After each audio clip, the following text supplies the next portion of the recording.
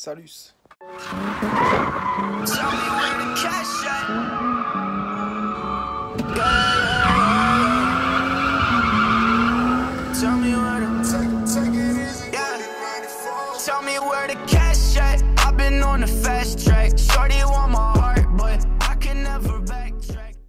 Aujourd'hui, je reprends les vidéos et je suis content de vous partager quelques modifs que j'ai fait pendant ces vacances et que je compte encore faire, notamment celles que j'entreprends aujourd'hui, c'est-à-dire les poignées d'accélérateur.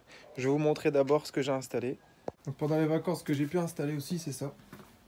Et c'est grave pratique parce que moi qui pars souvent à l'improviste, à chaque fois je pars sans téléphone. Et quand il faut aller loin, rejoindre des amis, se rejoindre devant chez quelqu'un ou autre et qu'on ne connaît pas l'adresse, on est bien content de l'avoir.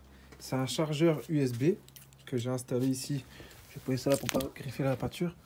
Donc voilà, chargeur USB avec en plus le petit interrupteur avec l'indicateur de LED. Vous voyez, c'est vraiment nickel. Il passe le fil sous le réservoir, puis il passe sous la selle. Et donc je l'ai mis avec le plus et le moins sur la batterie. C'est vraiment bidon comme installation, mais c'est grave pratique. Ce que j'ai installé, c'était aussi les poignées de XJ6. Ça, je pense que je vous l'avais partagé. Donc ensuite, une fois que ça a été installé, je me suis dit, j'aimerais continuer à changer quelques choses esthétiques. Parlant sécuritaire d'ailleurs, les pneus ici, ils vont être changés. Parce que j'ai acheté 2 pneus neufs pour la moto. Il n'y a plus qu'à les installer, ce sera fait. Voilà ce que j'ai acheté. Des belles petites poignées Rizoma pour l'embrayage et l'accélérateur. Enfin, n'importe quoi. Pour l'accélérateur et pour la poignée gauche de maintien. Donc on va voir, impeccable. On va voir comment ça s'installe. Donc là ici je commence à démonter et comme j'ai jamais fait ça, je me suis dit autant vous faire une vidéo là-dessus parce que je suis sûr qu'il y en a plein qui n'ont jamais fait ça non plus et qui ont peur de le faire. Donc quitte à prendre le risque, autant que je vous partage ce qu'il faut faire, pas faire. Mais à mon avis on va y arriver, ça doit pas être très sorcier. Donc là je commence par démonter ces vis là et je vous reprends juste après pour voir un peu face à quoi je me retrouve. Allez, on va déjà, voilà. J'ai retiré cette vis là et cette vis là-bas et on se retrouve déjà face à ça qui peut s'ouvrir. Donc ensuite, qu'est-ce que ça dit? Ok, il y a un faisceau là-dedans. C'est le faisceau d'alimentation ici, coupure. Et celui-là il s'enlève ou pas? Je crois qu'il se coulisse juste. Faire gaffe ici, on a les câbles d'embrayage. Ok. Et voilà, on a les deux câbles ici. Pour l'embrayage qui sont, pour l'accélérateur, pardon, les deux câbles qui sont emmenés. Donc ici, je vais lâcher mon téléphone et regarder un peu comment ça se retire, parce qu'on ne sait jamais. Le cache avec la dernière vis qu'il y avait. Puis j'ai juste désancré les deux câbles ici, là, qu'on avait vu au-dessus. Comme ça, au moins, les deux câbles ici, ça vous laisse du jeu. Donc là, ce que je vais faire, c'est juste retirer les têtes des câbles des guides, là. Et on va voir ce que ça donne. Limite, rien qu'en ayant enlevé ça, ça y est, tout est déjà movible. Là, ici, la poignée, elle bouge déjà simplement, en fait. Je suis choqué. Donc, ce que je vais faire ici, c'est que je vais juste démonter mon embout de guidon. Ça a vraiment l'air plus simple que ce que je pensais pour l'instant. On verra par la suite, mais pour l'instant, ça n'a pas l'air compliqué. Donc, je dévisse mon embout de guidon, simplement. Voilà, ça ne pas de vis. Ça, c'est balèze, c'est costaud. Hop! Et ensuite, donc peut-être que la poignée, elle va venir à moi. Et c'est d'ailleurs ce qui se passe. Donc ça, on s'en fout. Enlever le... Donc, bien retenir. Ce qui est à droite, il y aura... à droite. Ok, je vais comparer à ma poignée de Rizoma maintenant. Je vais pouvoir déballer le truc. Découvrons ensemble ce qu'il y a dans cette boîte Rizoma. J'ai retiré la poignée d'accélérateur, la bécane. Ici, j'ai les... deux embouts. Bon, bien sûr, c'est pas les mêmes. On a ça ici qu'on n'a pas là-bas. Et ça, à mon avis, c'est pour venir prendre les dents. Ouais. C'est pour venir se mettre dedans. J'ai hâte de les installer. Allez, on y retourne. Est-ce que ça, c'est par rapport à un diamètre différent, peut-être? Je sais pas. La seule différence, c'est au niveau des tailles. Hein. J'ai comparé à celle-ci. On va prendre la grosse bague. Allez. Donc... ça va revenir à ce place. Voilà, on commence à voir à quoi ça ressemble. Ça déglingue. Mais le truc maintenant, c'est qu'il faut réussir à mettre ses goupilles dedans là.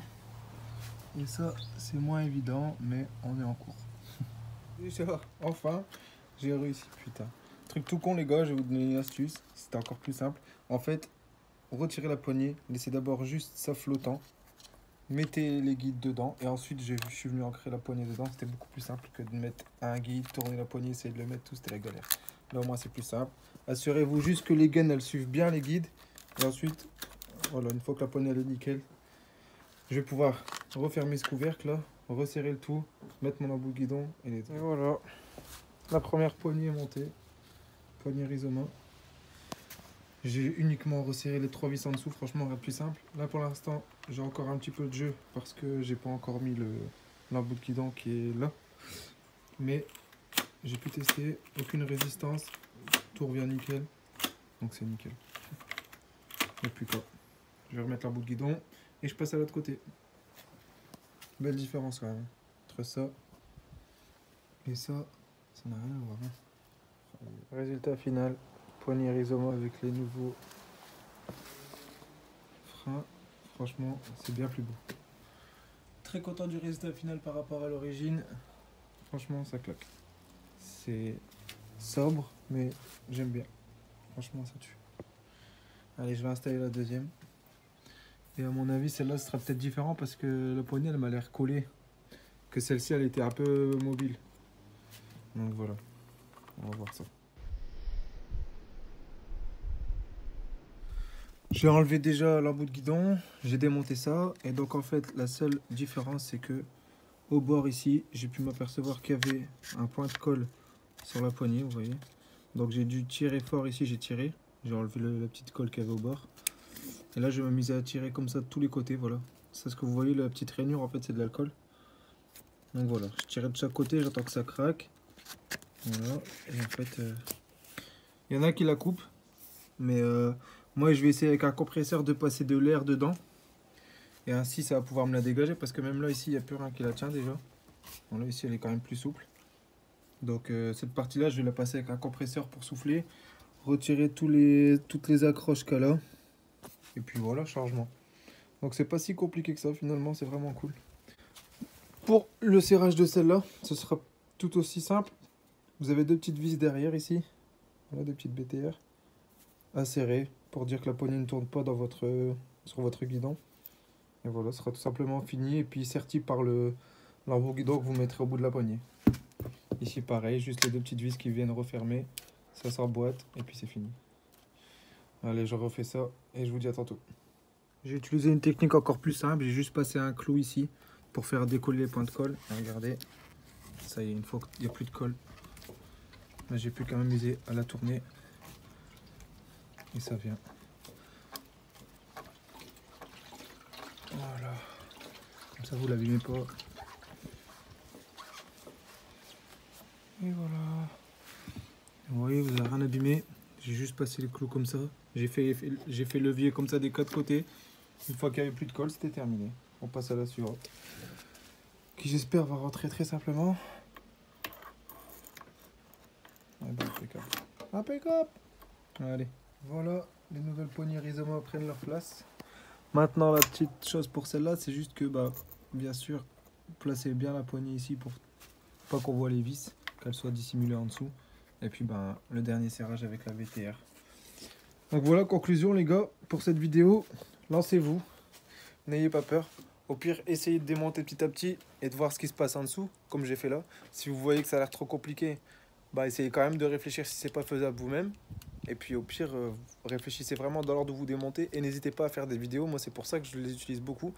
Si vous faites une erreur, vous ne vous souvenez plus comment c'était avant, vous avez juste à regarder la vidéo, vous revenez en arrière et vous remettez comme c'était. Donc là, c'est monté. Je suis vraiment content. Je pensais pas que j'aurais su les monter comme ça. Et finalement, c'est pas très compliqué. Donc voilà, je vous embrasse. J'espère que ça vous aura aidé cette vidéo. Et je vous dis à très vite, les gars. Ciao, ciao.